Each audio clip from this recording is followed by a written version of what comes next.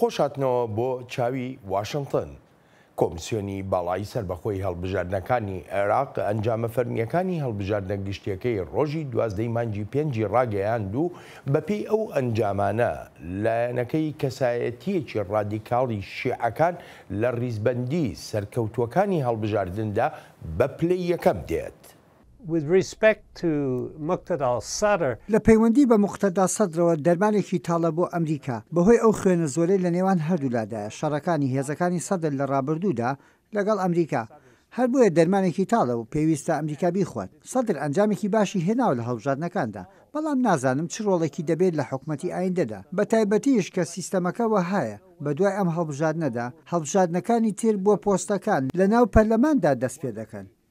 ئەگەرچی موقتەدە سەدر وەک خۆی دەڵێت عێراقیبوونی خۆی لە پێش هەموو شتێکەوەیە، بەڵام وەک شیکەرەوە دەڵێن لەگەڵ هەموو ئەو هەوڵانەی دەدرێن بۆ پێکهێنانی حکوومەتی نوێی وڵاتەکە هێشتاش ناتوانرێت عێراق لە ژێر هەژمونی ئێراندا دەربهێنرێت. أنا أعتقد أنه في النهاية لەو بڕواایەدام لە کۆتاییدا هۆکاری یەکلاییکەرەوەی حکوومەتی نوێی عێراق زۆر بەداخەوە دەڵێم ئێرانە و خودی قاسم سولەیمانیشە بە شێوەیەکی تایبەت سەرڕای ئەو پەیامەی دەنگدەرانی عێراق لەو هەڵبژاردنەدا داویانە. ئەمەش چونکە ئێران نوێنەرایەتی ژمارەیەک لەو هێزانی عێراق دەکات لە پشت پەردەوە و قاسم سولەیمانیش لە پشتی پەردەوە بەشدارە لەو ڕاوێژ و ڕاوێژکاریانی دەکرێن و ئەمەش نوێنەرایەتی ئێران نیشان دەدات کە بە ڕاشکاوی ناڕەوایە، چونکە لە ڕێی هێز و هەڕەشەکردنەوە و سەپاندنی فشاری ئابووری لەسەر دامەزراوە عێراقی و سیاسیە عێراقیەکان دەیکات. دکتۆر ڕۆجەر پێترسن لە زانکۆی MIT میوانی بەرنامەی ئەمڕۆی چاوی واشنگتنە. دکتۆر پێترسن، سەرەتا زۆر سپاس دەکەم بۆ ئامادەبوونت. حەز دەکەم دەست بەجێ لەو پرسیارەشەوە دەست پێ بکەم کە سەبارەت بە ڕەوایی هەڵبژاردنەکانی عێراقە لە کاتێکە کە زیاتر لە نیوەی دەنگدەرانی عێراق بەشداریان لە هەڵبژاردنەکان نەکردووە. پێت وایە ئەم هەڵبژاردنە ڕەوایی یاسایی خۆی هەبێت؟ Well, 44% is not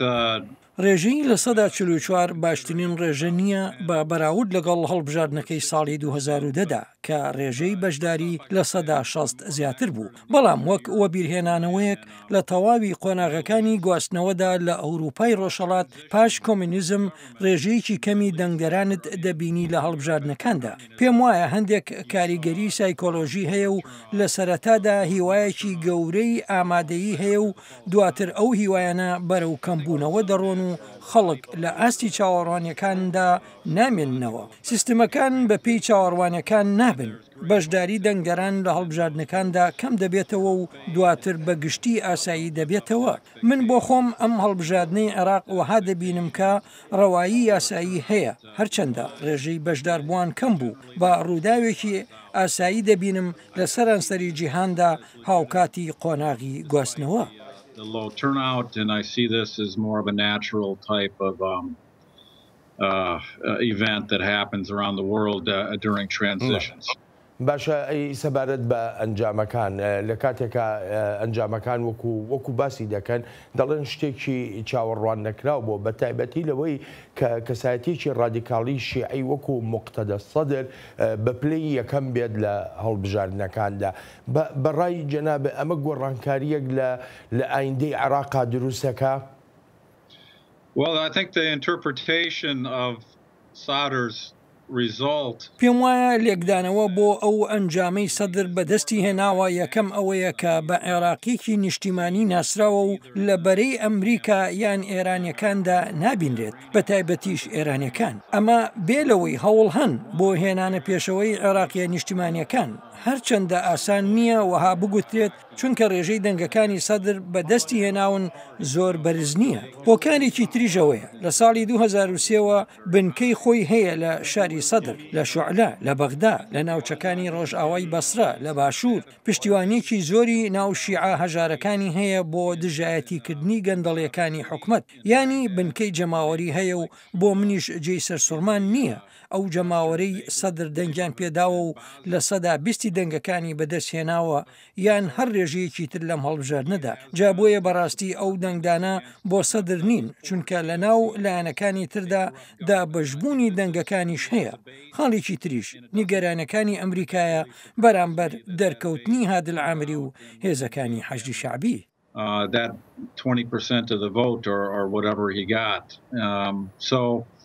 I think this is, it's not so much Sadr getting his percentage, but the fragmentation of the vote among the other parties. And of course, I think the thing that Americans are more concerned about is the rise of the of Amiri and the PMF. So. باشە ئەگەر بێت و سەدر نەتوانێت هاوپەیمانێتی دروستکە ئەو هاوپەیمانێتی کە پێویستە بۆ ئەوەی حکوومەت پێک بێنێ لێرەدا سەدر دەتوانێت چی بکە؟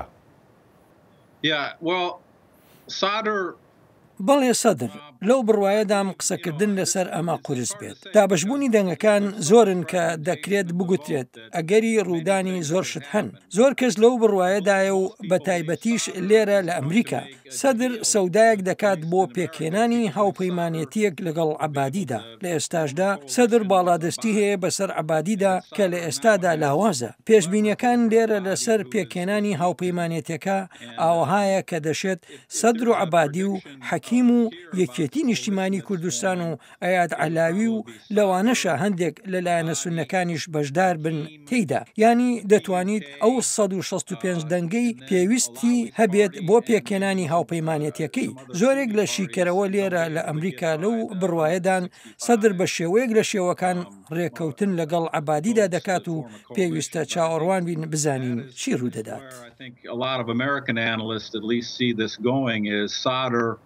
Being able to make an agreement with the body in some way. Now, we'll see if that happens or not. باشە دکتۆر پێتەرسن یەکێ لە پرسیارەکانەوەی ئەمریکا چۆن نەتوانێت سەر و سەودا لەگەڵ مقتەدە سەدرا بکە یاخود لەگەڵ لایەنەکەیدا ئێمە ئەگەر بگەڕێینەوە دواتر ینی ببوورە پێشتر مقتەدە سەدر و لایەنی سەدر یەکەم لایەن بوون کە هێزی میلیشیایان لە عێراقدا دروست کرد ئەو هێزە میلیشیایە شەڕی وڵاتە یەکگرتووەکانی ئەمریکایە کرد شەڕی سەربازەکانی ئەمریکایە کرد کە ئەو سەربازە ئەمریکایانە عێراقیان لە دیکتاتۆریەت ڕزگار کرد. Yeah, well, I study mostly the war and not the politics, but if you remember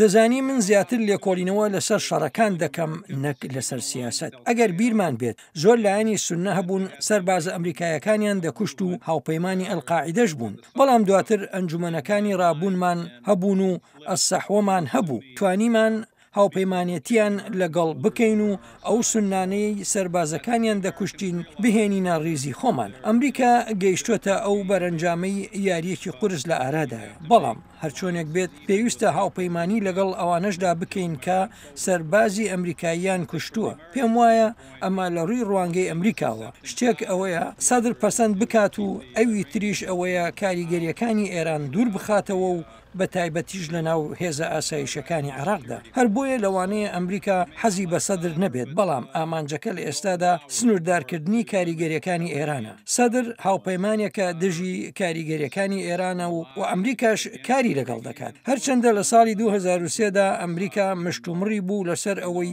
چی لێ بکەن بیکوژن دەستگیری بکەن بەڵام ئەوەیە ئەبێت سەر و سەودای لەگەڵ بکەیت و ئەمەش جیهانی ساڵی 2018ەیە. The world as it is in 2018. باشە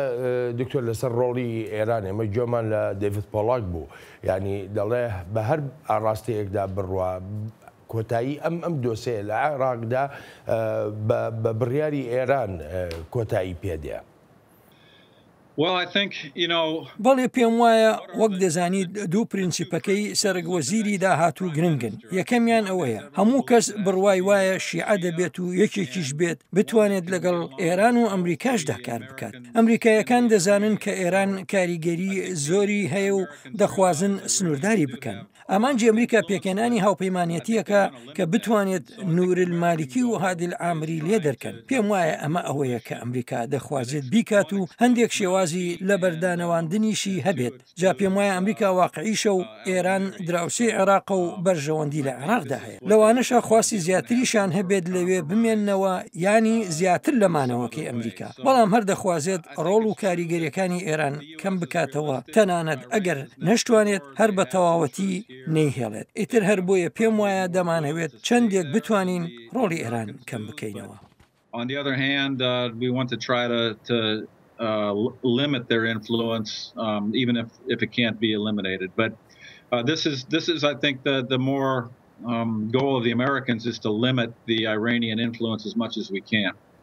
بەڵام دکتۆر پەترسن هەر لە ئێستەوە ینی سەرچاوەکان لە بەغداوە ئاماژە بەوەک دەکەن کە هێشتا قاسم سلێمانی لە بەغدایە ئەگەر قاسم سلێمانی لەوێ بێ بەپێی ئەو هەواڵانەکە باز دەکرێت پێت وانییە سیناریۆیەکی وەکو ساڵی 2010 دروست بێتەوە کاتێک ئەیاد عەلاوی زۆرینەی کورسیەکانی پەرلەمانی بەدەستێنا هەرچەندە جیاوازیەکە کەم بوو لەگەڵ نورین مالیکیدا بەڵام جارێکی تر نورین مالیکی ئەوە بوتوانی هاوپەیمانێتەکە دروستکە بە پشتیوانی ئێران و حکوومەت پێک بێنێ. Yeah, I think that is possible. پێم وایە ئەوە شیانی هەیە بەڵام دەبێت ئەوەش بزانین ئەو سەودایی لە ساڵی 2003دا کرا ئەمریکا ڕێکەوتنە ئاسایشەکەی لەگەڵ بەغدادا مۆر کردبوو تا لە ساڵی 2011دا عێراق جێبێڵێت جا بەرژەوەندی ئەمریکا لەو کاتەدا پێویستی بە هاوبەشێکی سەقامگیر هەبوو وەک یارمەتی دەرێک بۆ کشانەوەی ئەمریکا لە عێراق. پێم وایە جۆزف بایدن سیاسەتدانەری ئەمریکا ئەو کاتە گەیشتبووە ئەو بڕوایی لەگەڵ ئەو کشانەوەی ئەمریکادا باشتر بووە مالیکی لەو پۆستەدا بێت وەک لە ئەیاد عەلاوی هەرچەندە عەلاوی ژماری زیاتری کورسیەکانی پەرلەمانی هەبوو هەر بۆیە پێم وایە ئەمریکا و ئێرانەکان جۆرێک لە سەودایان کرد کە مالیکی کەسێکی پەسەندە بۆ ئەو پۆستە هەرچی ئەمریکاشە تەنها دەیویست لە عێراق بکشێتەوە ئەمە ئەوە بوو کە بەڕێوەبەرایەتەکەی براک ئۆباما دەیویست بیکات بەڕێوەبەرایەتەکەی ئۆباما سەنگی سیاسەتی دەرەوەی خۆی لە ڕۆژهەڵاتی ناوەڕاست گواستەوە بۆ ئاسیا چونکە وەک بەرژەوەندی ئایندەمان لی دەڕوانی بۆ ئێستا بەرژەوەندیەکانی ئەمریکا چین و بەرژەوەندی مانەوەش لە عێراقدا چییە؟ پێم وایە ئەمریکا ئارزووی هێشتنەوەی هێزێک دەکات لە عێراقدا بۆ مەشق و ڕاهێنان پێکردن و پشتیوانی هەندێک هێزی ئاسایشی وڵاتەکە و بەرژەوەندیمان لە جێنەهێشتنی عێراقدایە بەرژەوەندیمان لە مانەوەماندایە و لە باشترین شێوازدا ئەو ئەرکانە بکەین و هەروەهاش کردە لەشکرەکانی دژی تێرۆریزم. وڵات یەکگرتوەکانی ئەمریکا دەخوازێت ڕێگە لە دروستبوونەوەیەکی تری ڕێکخراوە تێرۆریستەکەی دەوڵەتی ئیسلامی بگرێت هەر بۆیە پێم وایە وڵات یەکگرتوەکانی ئەمریکا بە شوێن جۆرێک لە بەردانەواندندا دەگەڕێت لەگەڵ ئێرانەکاندا لە عێراق جۆرێک لە هاوپەیمانەتی دێتە ئاراوە و پێشم وایە ئێستا بەرژەوەندی ئەمریکا جیاوازە کەوەها دەکات دەبێت لە عێراقدا بمێنێتەوە و هەندێک هێزی سەربازی هەبێت لەوێ بۆ ڕێگەگرتن لە دروستبوونەوەی داعش و ڕێکخراوە تێرۆریستەکانی تر هەر بۆیەشە تا ئەو شوێنی هاوبەشێکمان هەبێت لە عێراقدا و ئەگەر عەبادی بهێنین و ببێتە بەشێک لەو هاوپەیمانەتی فەرمانڕەوایەتی عێراق دەکات تەنانەت ئەگەر عەبادیەکی لاوازیش بێت ئەوە شتێکی باش دەبێت بۆ وڵات یەکگرتوەکانی ئەمریکا. And to stay and leave some amount of force and some amount of trainers to prevent Daesh and other groups from forming. And so I don't think we're going to leave. And so I think that's why, as long as we have some partners, and if we can get Abadi, even a weakened Abadi, into a governing coalition, this is going to be good for the U.S. لەگەڵ هەر باسکردنێکی عێراقدا بە تایبەتیش لە ساڵی 2003ەوە باسیش لە ڕۆڵ و کاریگەریەکانی ئێران کراوە لە عێراقدا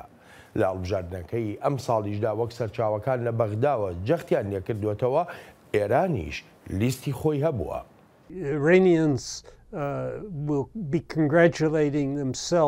پێم وایە ئێرانیەکان لەناو خۆیاندا پیرۆزباییان لە یەکتری کردووە چونکە لە هەڵبژاردندا باشیان هێناوە بەڵام پێم وایە ئەمریکا مقتەدا سەدیان بەلاو باشترە لە حکوومەتێکی هاوپەیمانیدا وەک لە هادی عامری کاتێکیش قسە و باز دێتە سەر خودی مقتەدە سەدر هەرتەنها باس لە وڵاتە یەکگرتوەکانی ئەمریکا ناکرێت بەڵکو ئەو پەیوەندیانەیشی لەگەڵ وڵاتانی عەرەبی ناوچەکەدا هەیەی جێی سەرنجن.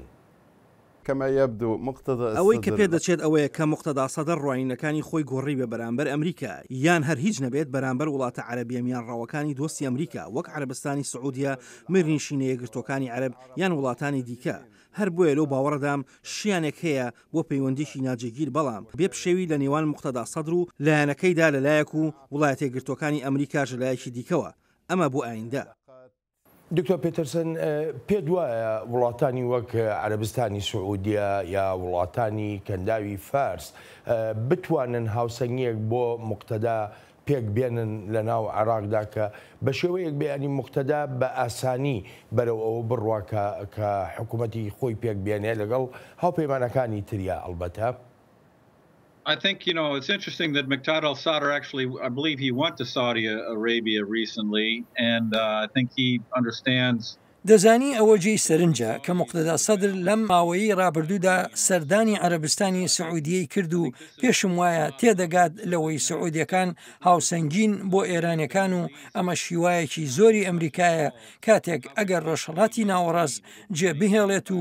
زۆر دەستی نەمێنێت لەو ناوچەی جیهاندا ئیتر چۆن بتوانرێت پارێزگاری لە ئاشتی بکرێت کە لە ڕێگەی هاوسەنگی ناوچەکەەوە دەپارێزرێت واتە هاوسەنگی نێوان سعودیەکان و ئێرانیەکان و بێگومان جۆرە تێگەیشتنێکیش لەسەر ئەم هاوسەنگی هێزە دەبێت جا لەوانەیە ئەمە ڕوو بدات. دەزانی زۆرێک لە سعودیەکان داراییان دابین کردووە بۆ ژمارەیەک لە ڕێکخرا و لایەنە چەکدارەکان بە تایبەتی لە سووریا هەر بۆیە ناکرێت وەک یاریکەرێکی پۆزتیڤ لە ڕووداوەکانی ناوچەکەدا سیر بکرێن. وڵاتێگرتوەکانی ئەمریکا نابەدڵ بووە لەوەی فشاری زۆر بخرێتە سەر سعودیەکان لەلایەنکی تریش فشاری ناوخۆ زۆرە لەلایەن هەندێک گروپەوە بە تایبەتیش ئەوانەی پەیوەندیان بە لۆبی ئیسرائیلەوە هەیە بۆ لە پەراوێزنانی ئێران. جا بەڕاستی هێشتا نییە ئەو هاوسەنگیە چۆن دێتە ئاراوە. کاتێک قسەم لەگەڵ سونەکانی پارێزگای ئەنباردا دەکرد زۆر بەباشیان دەزانی کە بە شێوەیەک لە شێوەکان ئەو هاوسەنگی هەبێت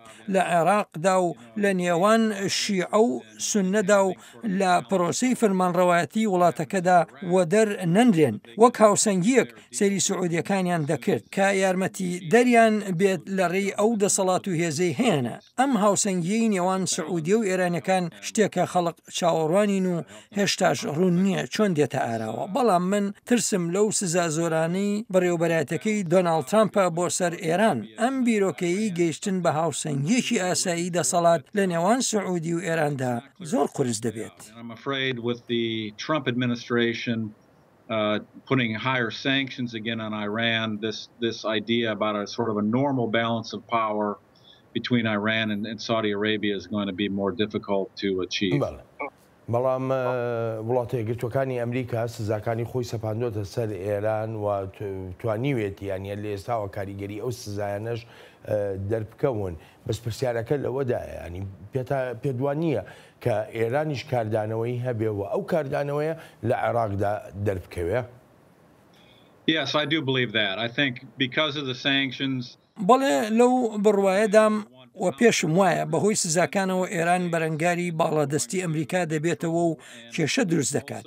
وەک لێکۆڵەرەوەیەکی بواری لەشکری پرسە سەرێکیەکە لەوەدایە هێزەکانی حەشدی شعبی توانیان خۆیان تێکەڵ بە لەشکری عێراقی بکەن و هەروەهاش توانیان بچن ناو حکومەتی عێراقەوە. هەرچی ئێرانیشە لە پێگەیەکی باشدایە بۆ بەکارهێنانی دەسەڵاتەکانی حەشدی شعبی و دامەزراوەکانیشی بۆ دروستکردن و هێنانە ئارایی کێشەوە. وەک پێشتر باسم کرد وڵاتێگرتوەکانی ئەمریکا سەر و سەودا لەگەڵ مقتەدا ئەسەدردا دەکات ئەگەر بێت و مقتەدا یارمەتی دەربێت لەم کێشەیە ڕۆڵ و کاریگەری ئێران لە عێراقدا. جا لەوانەیە ڕقیان لە مقتەدا ئەسەدر ببێتەوە بەڵام ئەگەر مقتەدا هاوپەیمانێک بێت دژی ئەو کاریگەریانی ئێران ئەواجەی پەسەندکردن دەبێت. Muqtada al-Sadr, but if Muqtada al-Sadr is an ally against Iranian influence, then he'll be accepted. باشە ئەگەر هاتوو مقتەدا سەدر بە پشتیوانی وڵاتانی سونەی ناوچەکە و هەروە بە پشتیوانی وڵاتە یەکگرتوەکانی ئەمریکاش توانی هادی العامری قەیس الخزعلی و هەروەها ئەبوو مەهدی المهندس ئەمانە کە لیستی فەتحیان هەبووە وەکو لە بەغداشەوە دەگوترێت لیستی فەتح لیستێکی تەواو ئێرانی بووە. ئەگەر ئەمانە دوور بخاتەوە لە پرۆسە سیاسیەکە لە پێکێنانی حکوومەتیشدا ئەمانە دەتوانن ببنە گرفتێکی سەرەکی لە عێراقی 4 ساڵی داهاتوودا.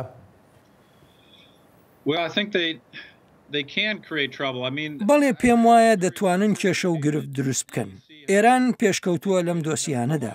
ئەوە تا بزانە چۆن حیزبوڵای دروست کرد زۆر پێشکەوتون لە دروستکردنی دامەزراوەکان لە ناو وڵاتانی تردا و بڕێکی ئێجگار زۆریش دەسەڵات و هێزیان دەداتێ ئەگەر سەیرێکی ئەوە بکەین هێزەکانی حەشی شعبی چۆن کۆنتترۆلی هێزە ئاسایشەکانی عراقیان کردووە لە پارێزگای دیالە بۆ نمونە کە یەکێکە لەو ڕێگانی ئێران بەکاری دەهێنێت لە عێراقەوە بۆ ناو سووریا و توانیویانە ڕایاڵی پەیوەندیان هەبێت لە ناو هێزەکانی حەجی شعبی و تەنانەت هێزە سەربازەکانی حکومەتی عێراقیشدا لە ناوچە جیاوازەکانی وڵاتەکەدا ینی ئەگەر سەیری شاری بەسرە بکەین ئێرانەکان دەسەڵاتێکی زۆریان هەیە لەوێ و تەنانەت لە ناو هێزی پۆلیسیشدا باش تێکت بۆ باس بکەم دەمویست بچم بۆ بەسرە هەندێک دۆستی شیعەم هەن و دۆستە شیعەکانم پێیان وتم نامانەوێت لەگەڵ کەسێکی ئەمریکاییدا ببینرین لە ناو بەسەدا چونکە وەک وتیان لەوانەیە ئێرانەکان کێشەمان بۆ بنێنەوە ئێران دەزانێت چۆن دزە بکاتە ناوەوە و دەشزانێت چۆن هێڵە سوورەکان نەبەزێنێت لەبەر ئەوە مەرجنیە لە ڕێی هێزی تایبەتەوە کارەکانی خۆیان بکەن وەک بڵێ شەڕێکی ڕاستەقینەیە و سەربازی ئەمریکایی دەکوژن ئێستا ئێرانەکان لە پێگەیەکی جێگیرتردان بۆ هەبوونی کاریگەریەکانیان لەسەر حکومەتی عێراق بەڕێگەی جۆرا و جۆرەوە بە تایبەتیش لە ڕێی سیاسەتەکانی کەسێکی وەک مالیکیەوە کە کاریگەری زیاتری ئێرانەکانی بەلاوە پەسەندە جا ئێرانەکان زیرەکانە یاریەکانی خۆیان دەکەن و ناگاتە ئەوەی بیتەقێنەوە بەڵام هێز و دەسەڵاتی خۆیان بەکاردەهێنن بۆ هێنانە ئارای ڕەوشێک بۆ خۆیان باش بێت. I think the Iranians are a very sophisticated player. I don't think they'll blow things up. I don't think things will explode, but they'll use their power to create favorable situations for themselves. دکتۆر پێترسن ناوماڵی شیعە ناوماڵێکی زۆر پەرتەوازەیە هاتنی سەدر بۆ خۆت دەزانی ینی لە ساڵانی ڕابردوودا سەدر لە پەراوێز نرابوو لە عێراقدا و لە بواری سیاسی وڵاتەکەشدا ئێستا کە سەدر بۆتە لایەنی یەکەم لە پەرلەمانی عێراقدا ینی پێ دوایە ئەمە یارمەتی بدا بۆ ڕێخستنەوەی ناوماڵی شیعە یا ناوماڵی شیعە ئەوەندەی تر پەرتەوازە دەکا. I'm not sure. You know, Sadr's problems with the Hausa. دڵنیا نیم لەوە دەزانی کێشەکانی سەدر لەگەڵ حەوزە و لەگەڵ شیعە کۆنە پارێزەکاندا لە ڕێگەی جیاوازەوە هەمیشە دووریەک بوونی دەبێت لە نێوان ئایەتوڵڵا سیستانی و سەدردا دڵنیا نیم لەوەی شیعەکان بتوانن یەکگرتوو بن چونکە جیاوازی زۆر لە نێوانیاندایە پێم وایە ئەوەی ئەمریکا لی تێناگات جیاوازی نێوان خەڵکی ئاسایی شیعە وەک ئەوانی لە شاری سەدرن و هەروەها ئەو شیعانی لە نەجەف و کەربەلا و شوێنەکانی ترن ئەمانە بەرژەوەندی جیاواز و ئەزمموی جیاواز و شێوازی جیاوازی ژیانیان هەیە ئەگەر سەیری شاری سەدر بکەیت دەبینیت چەند تیرە و عشیرەتی جیاوازی باشووری وڵاتەکەی تێدا دەژین و ژیانێکی تریان بۆ خۆیان هەڵبژاردووە شیعەکان لایەنێکی گەورە و تێکەڵیشن هەر بۆیە دابەشبوونەکەیان کۆتایی نایەت بەڵام پێشم وایە هەر چۆنێک بێت ئەگەری ڕێکەوتن هەیە لە نێوانیاندا. Big group, a diverse group, and I think that the divisions are not going to be ended, but I think there can be deals made between them somehow. من حەزەکەم پرسیارێکی کە لێ بکەم بۆ ناوماڵی شیعایی بۆ ناوماڵی عێراق بۆ خۆت دەزانی کورد لە گرفت و قەیرانێکی زۆردا لەگەڵ حکوومەتی نێوەندی لە بەغدا سونەکان بە هەمان شێوە هەست بە لە پەرێزنانی خۆیان دەکەن تورکمان لەلایەکی کە کریسیانەکان لەلایەکی تر سەدر هەر ئەمڕۆ کایسە بەرنمەیە تۆمارەکەین ئاماژەی بەوە کرد دەیەوێت حکوومەتێ پێک بێنێ حکوومەتێکی باوک بێ بۆ هەموو عێراق لەمەیاندا بەڕای تۆ سەرکەوتوو دەبێ یان با بڵێم لایەنەکانی تری شیعە یارمەتیە سەدرەدەن لەوەی ئەم ئامانجەی بێنێتە دی. پێم وایە ئەو ئامانجە تۆزێک زۆرە تۆزێک جێی ئەوە نییە بەجێ بگەیەندرێت لە یادمە نزیکەی 3 ساڵ لەمەوبەر لە وتارێکدا لە پەنتەگۆن پێشکەشم کرد و وتم ئایندەی عێراق لوبنانە ژمارەیەک لایەنی چەکدار و لایەنی ترت دەبن دابەشبوونت دەبن لە ناو لایەنەکاندا بەڵام دەتوانیت ڕێکەوتن بکەیت و دەوڵەت هەنگاوی بەرەو پێشی خۆی بنێت بۆ من ئەگەر بێت و عێراق پێکەوە ببەسترێتەوە ئەوە بەلانی کەم 20 ساڵی دەوێت بۆ سوننەکانیش کە ئەنجامێکی باشیان بەدەست نەهێنا لەم هەڵبژاردنەدا کوردیش کێشەی زۆریان هەیە و کاتێکی زۆرە لە ساڵی 1991ەوە هەرێمی کوردستان لە بەشەکانی تری عێراق جیابۆتەوە و لە ساڵی 2013دا کە لە هەرێمی کوردستان بووم خەڵک وەک وڵاتێکی بیانی باسییان لە عێراق دەکرد زۆرێک لە منداڵان زمانەکانی تورکی و ئینگلیزی فێردەبوون نەک عەرەبی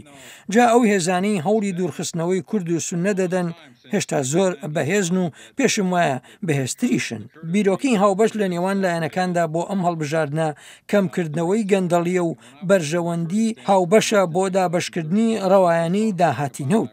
جا هێز هەن تا لایەنەکان پێکەوە کۆ بکەنەوە و هێزیش هەن هەوڵی دوورخستنەوەی لایەنەکان دەدەن بەڕوانینی من ئەو هێزانەی هەوڵی دوورخستنەوەی لایەنەکان دەدەن بەهێزترن لەو هێزانەی هەوڵی کۆکردنەوەی لایەنەکان دەدەن.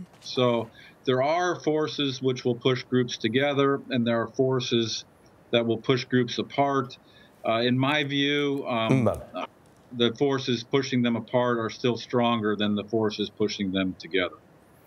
پێ ناچێت پێکێنانی حکوومەتی نوێی وڵاتەکە کارێکی سانابێت لەو سۆنگەیەوەی ئەگەرەکانی هاوپەیمانەتیکردن ئاڵۆزن کاتێک دەڕوانیتە ناوماڵی شیعە ئەمە بێلەوەی وڵاتانی تریش قسەی خۆیان هەیە لەو پرۆسەیەدا. No hiding the fact that the Americans like Haider al-Abadi. ئەوە شاراوە نییە کە ئەمریکا حیدەر ئەلعەبادی بە باش دەزانێت چونکە عەبادی سەرکەوتوو بووە لە شەڕی دژی داعشدا ئاراستەکانی ڕێکخراوتر بوون وەک لەوانی پێشخۆی زیاتر بایەخی بەهێشتنەوەی هەموو لایەکدەدا لە حکوومەتەکەیدا و پێشم وانە ئەمریکا کاریگەریەکی ئەو تۆی بمێنێت ئەگەر عێراقیەکان خۆیان بگەنە ڕێکەوتنێک. پیترسن زۆرێک لە سەرچاوەکان ئاماژە بەوەش دەکەن کە حیدەر ئەلعەبادی یەکێکە لە کاندیدە باشەکانی وڵاتی یەکگرتووەکانی ئەمریکا بۆ ڕێبەرایەتیکردنی عێراق وەکو سەرۆکی حکوومەت لە 4 ساڵی داهاتوودا بەڕای تۆ عەبادی دەرفەتی ئەوەی هەیە بیکات؟ Yeah, I think he might have another chance. But again, I think he'll have to make a deal with Sadr somehow. And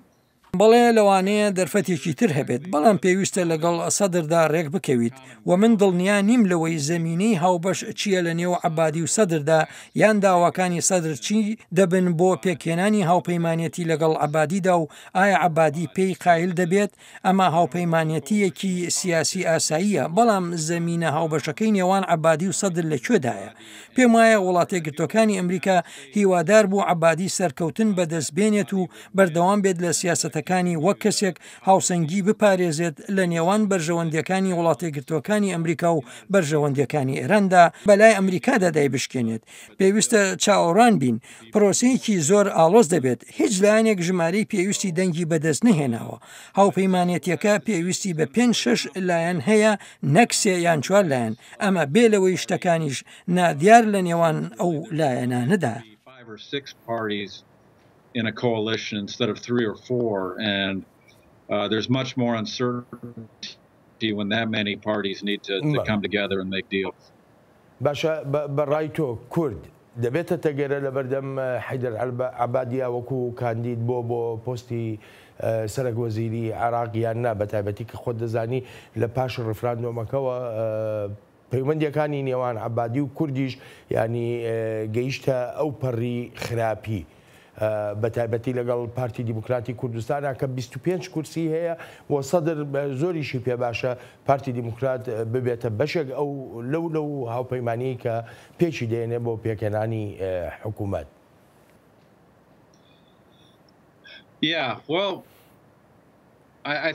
پێم وایە ناوچە کێشە لە سەرەکان و داهاتی نەوت و هەروەها شێزەکانی حەشی شعبی 3 کێشە سەرێکیەکەی عێراقن ئایا کێشەی ناوچە کێشە لە سەرەکان بە چی دەگات بەداخەوە بەهۆی ڕووداوەکانی پاش ڕفراندۆمەوە کورد لە پێگەیەکی لاوەزدایە. پێشم وایە عەبادی و سەدر زیاتر بەرەو یەکێتی نیشتیمانی کوردستان دەڕۆن و سەر و سەودا لەگەڵ پارتی دیموکراتی کوردستاندا ناکەن. ئایندەی درێژخایەن بۆ کورد ئەوەیە وڵاتە یەکگرتووەکانی ئەمریکا سربەخۆیی کورد بە باش نازانێت. جا بەڕاستی دڵنیانیم لەوەی کارکتەرەکانی کورد چۆن بیر لەم دۆسیە دەکەنەوە و خۆشحاڵ دەبم بەوەی هەر کەسێک زانیاریم بداتێ لە ڕێی ئیمێلەوە تا بزانم کورد چۆن دەڕوانێتە بەرەو پێشبردننی ئایندەی خۆی. Either. So I'm not sure how actors in Kurdistan are thinking about this. It'd be nice for me to talk to people, and anybody can email me with their knowledge about how they see their future going forward. But دکتۆر زۆر سپاس دەکەم بۆ بەشداریت لە بەرنامەی ئەمڕۆی چاوی واشنگتن. تا چاوێکی تری واشنگتن ڕێز و خۆشەویستی بەڵێن ساڵح پەسەند بفەرموو.